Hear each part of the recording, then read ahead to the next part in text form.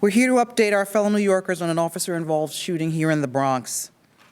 Tonight, we are extremely fortunate that our officer is here at Lincoln Hospital recovering after being shot by a dangerous criminal who should not have been on the streets of the Bronx or anywhere else.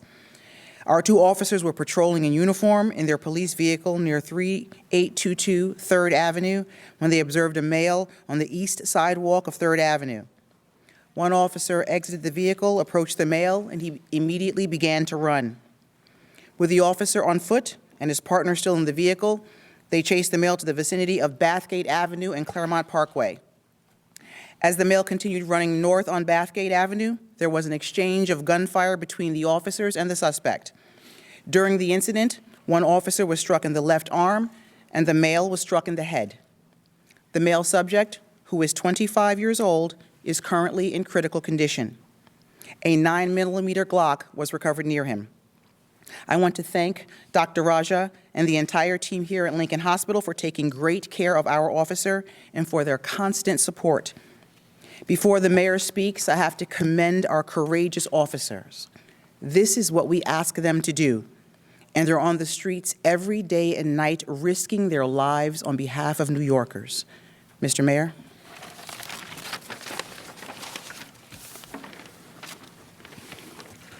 Thank you so much, Commissioner. Now, let me share part of what the Commissioner did not share. This is what we're dealing with. A perpetrator with multiple arrests. Multiple arrests. The last arrest, criminal possession of a weapon. How was he found to have been carrying the weapon? He jumped the turnstile in the subway system and had the weapon on him. The firearm was found when he committed a crime of jumping the turnstile in our subway system. Here's the problem. The arrest was March 2020.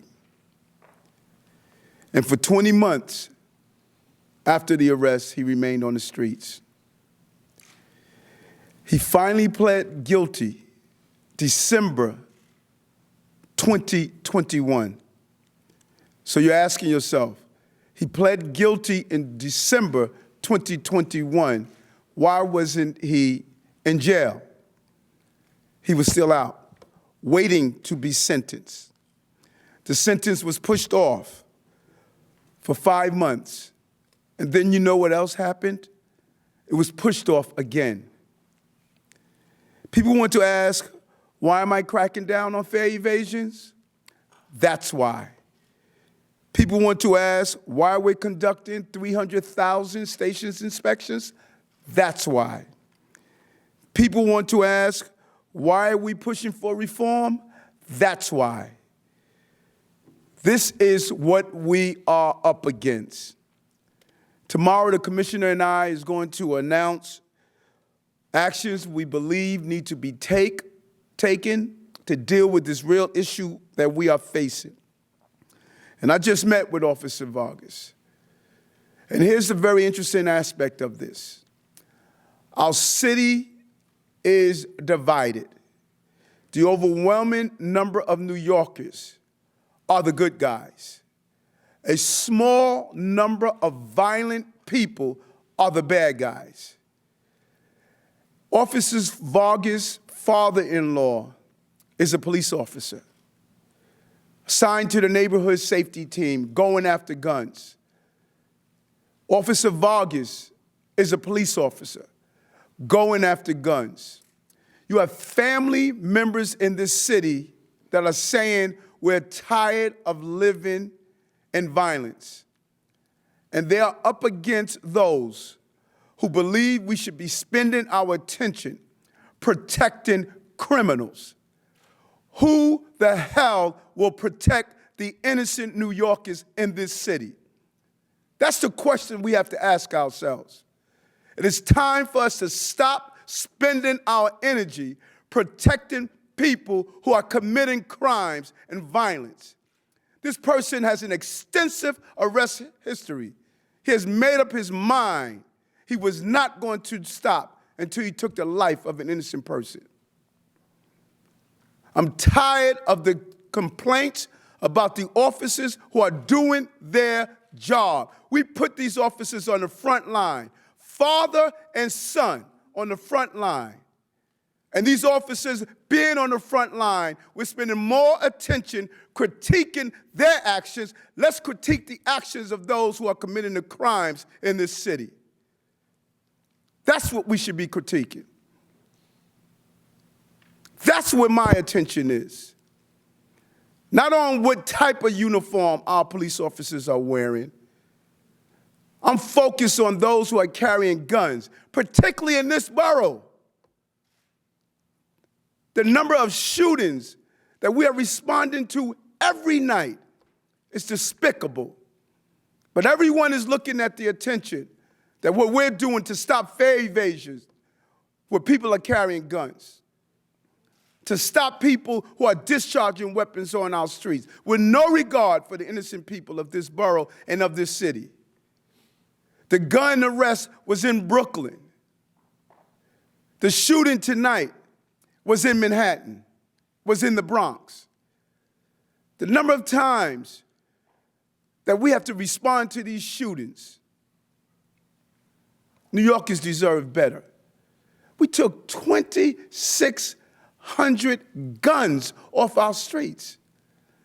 And the shooters of those guns are back on our streets just like this person here. Under normal circumstances, you will see a decrease in crime in the city. But the same criminals are continuing to come out in our streets, committing violence over and over again.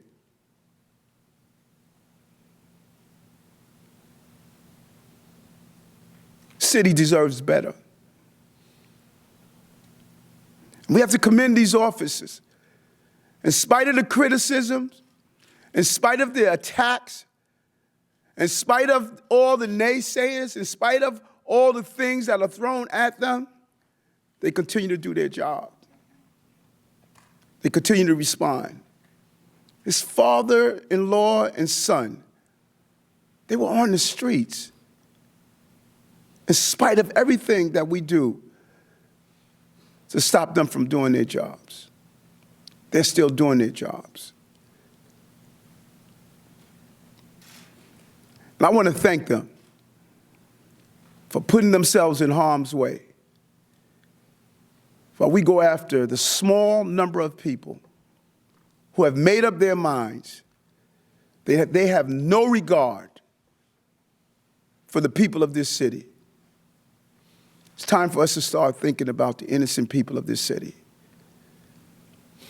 We're tired of these press conferences late at night, talking to officers and family members who are the victims of these shootings. We need to support our police officers. We send them out to do a job, and that job was carried out tonight.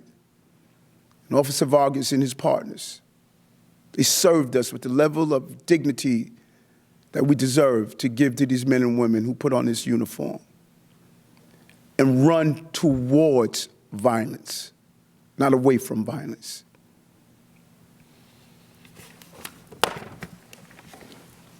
I'll turn it over to Chief of Detectives James Essex for details.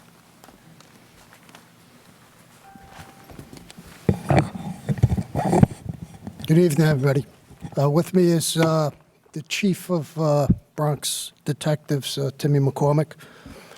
So at approximately 10:45 hours, members of the Patrol Borough Bronx Public Safety Team exchanged gunfire with an armed perpetrator. These are the preliminary details. 2 members of the Bronx Public Safety Team, patrolling in uniform and in an unmarked police auto, observed a male just south of 3rd Avenue and Claremont Parkway. They exited the vehicle and approached the male. As they approached the male fled on foot with both officers in pursuit. They went westbound on Claremont and then northbound on Bathgate, an approximately 1.5 block chase. The male then turned on the officers and fired 2 shots. The officers returned fire, striking the male. The male was taken to St. Barnabas Hospital and is listed in critical condition. A 9mm Glock 48 was recovered on the scene, pictured right here. It was stolen out of Richmond, Virginia, June 14th of last year. The perpetrator is known to us as Rameek Smith, a male 25 years old. He gives an address of 1540 Castleton Avenue in Staten Island, which is a homeless shelter, but he has family and with addresses nearby in the Bronx. His arrest history includes a July 2016 robbery in Staten Island, where he pled guilty and received 5 years in probation. While out on probation in March of 2020, he gets locked up with the possession of a weapon in Coney Island at the Mermaid Avenue subway station. He was evading the fare, and a .32 caliber handgun was recovered off his person. That case is still open. He pled guilty in December of last year and was released on his own recognizance, and he has a June court date, and he's awaiting sentences. Our officer, thankfully, was taken to Lincoln Hospital, where he's expected to make a full recovery. Patty Lynch. With that, I'd like to turn him over to Pat Lynch. I agree. You know, we spend our day answering questions, but I have a question. What will it take before our legislators realize they made a mistake? When will they start speaking for the people in the street? When will they give us the resources we need rather than pat us on the back? We spent the morning up in Albany as we stood in solemn prayer to put the names of 49 police officers who gave their lives in the line of duty for this city and this state.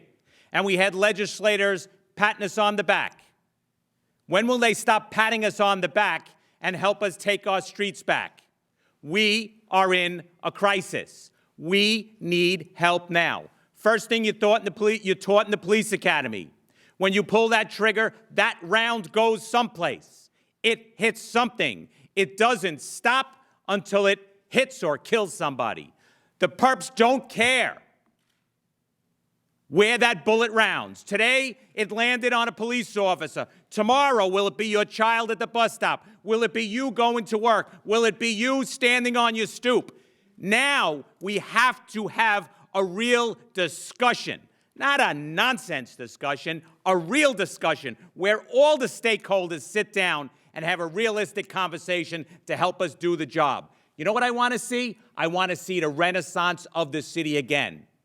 I think we can do it if we start tonight. We take a couple of questions. Anybody? Joe Marino, New York Post. Any prior EDP history? We're not going to comment on his medical history. But Any other questions? Anybody? Thank you, everyone. Thank you. Thank you, Doctor. Once again. Thank you. Doctor, thank you very much. Thank you. Doctor, thank you.